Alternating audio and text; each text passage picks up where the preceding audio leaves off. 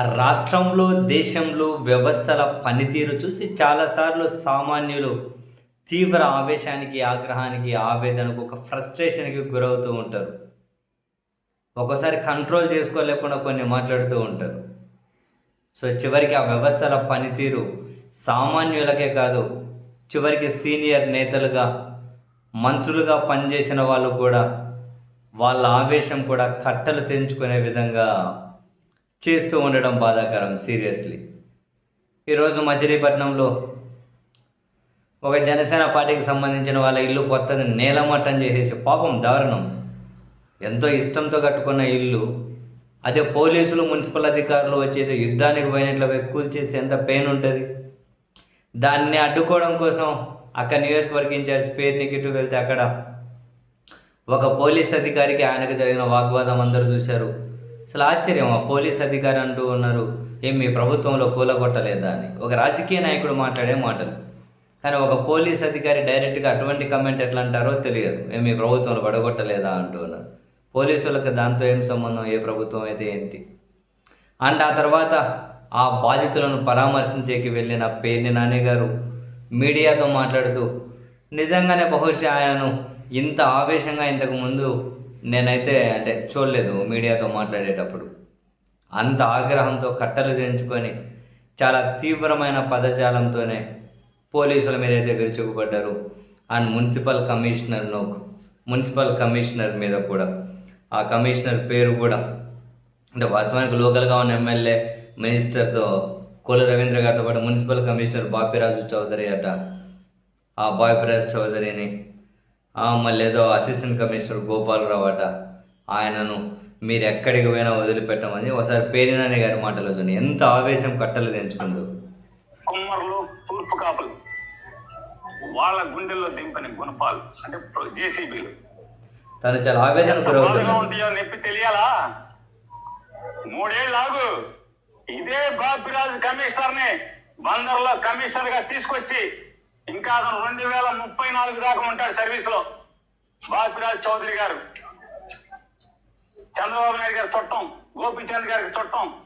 ఈ బాపిరాజు చౌదరి గారిని 2029 గవర్నమెంట్ రాగానే, జగన్ రాగానే ఆ కమిషనర్ బందర్ పోస్టింగ్ తీసుకొచ్చి ఇదే బాధ, ఇదే ప్రొక్లైన్ దిగితే గుండెల్లో ఎంత బాధ ఉంటో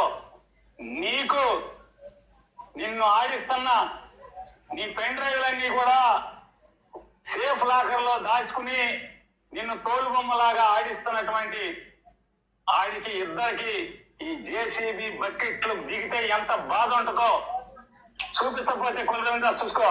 ఇదే బాతురాజు బందర్ తీసుకొస్తా.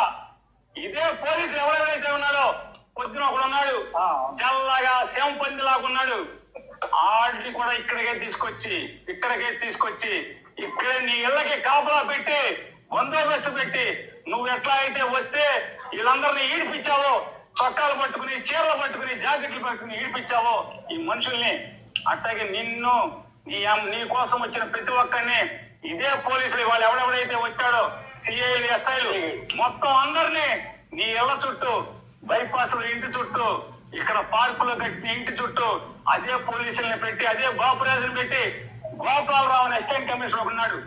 ఎవరెవరైతే ఈ పాడు పనులు, తప్పుడు పనులు ఇన్వాల్వ్ అయ్యారో నోటీసులు ఇవ్వకుండా, ఏసీపీ నీ ఇంటికి ప్లాన్ లేదు, నీ ఇల్లు ఎక్కడో నాకు తెలుసు, నీకు తెలుసు.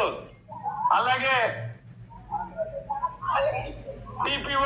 టిపిఎస్ అసిస్టెంట్ కమిషనర్ గోపాలరావు, నువ్వు బందరు వెళ్ళిపోతావేమో. గోపాలరావు బందరు కాదు, నువ్వు ఆంధ్ర రాష్ట్రంలో ఎక్కడున్నా సరే, అవసరమైతే నువ్వు తెలంగాణ వెళ్తే కేసీఆర్ కాళ్ళన్నా పట్టుకుంటా. నీ ఇంటి సంగతి చూస్తా గోపాలరావు. మనిషి జన్మ ఎత్తలేదా మీరు అని అడుగుతున్నాను. మనిషి జన్మ ఎత్తలేదా ఎవడు మీరు అసలు అధికారుల? అలాగే జిల్లా ఎస్పీ నాయక్ గారిని కూడా అడుగుతా, అయ్యా ఎస్పీ గారు, కమిషనరు మీ పోలీసులకి పోలీస్ రిక్వజిషన్ ఇచ్చాడా? ప్రొటెక్షన్ అడిగాడా? రాతపూర్వకంగా అడిగాడా? ఫోన్ చేసి కొల్లు రవీంద్ర అడగడం కాదు ఎస్పీ గారు, నిన్ను రాతపూర్వకంగా మున్సిపల్ కమిషనర్ మీ పోలీసుల్ని, నాకు పోలీస్ బందోబస్తు కావాలి, సో నోటీస్ నంబర్ ప్రకారం కొలదోయడానికి నేను వాళ్ళకి నోటీస్ ఇచ్చాను, నిన్ను పోలీస్ ప్రొటెక్షన్ రాతపూర్వకంగా అడిగాడా? మీరు ఆలోచించుకోండి ఎస్పీ గారు. మీరు ఊరికే కొల్లు రవీంద్ర తానా అంటే తందానా అని కొల్లు రవీంద్ర ఫోన్ చేయగానే మీరు లేచి వచ్చిన పోలీసులను పంపిస్తే ఇది ధర్మమా మీ ఐపీఎస్ ఉద్యోగానికి? ఎస్పీ గారు రాతపూర్వకంగా కమిషనర్ మిమ్మల్ని అడగరా? సో పేర్ని నాని గారు ఇంత ఆవేశంగా మాట్లాడడం వెరీ రేర్. కానీ కట్టలు తెంచుకుంది ఆయన ఆవేశం. పదాలు కూడా చాలా కఠినంగానే మాట్లాడారు. అంటే అవి ఆవేశం అనే కంటే కూడా ఆయన చాలా భావోద్వేగానికి ఒక ఆవేదనకు గురయ్యారు. కట్టుకున్న ఇల్లు కళ్ళ ముందే కూల్చేస్తే ఆ పెయిన్ ఎట్లా ఉంటుంది. సో చూడండి, వ్యవస్థల పనితీరు ఎలాంటి పరిస్థితులు తీసుకొని వస్తాయి. ఇంతే, ఇవి ముదిరితే వాట్ నెక్స్ట్? వ్యవస్థలాగా పనిచేస్తే ఓకే. వ్యవస్థ ఏదో రాజకీయ నాయకులను సాటిస్ఫై చేయడం కోసం పనిచేసుకుంటూ వెళ్తే ఇక లాస్ట్కి ఆ వ్యవస్థ కూడా మిగలదు, ఆ వ్యవస్థలోని వీళ్ళు మిగలరు. అది ఎప్పటికి అర్థమవుతుందో ఏమో వీళ్ళకు.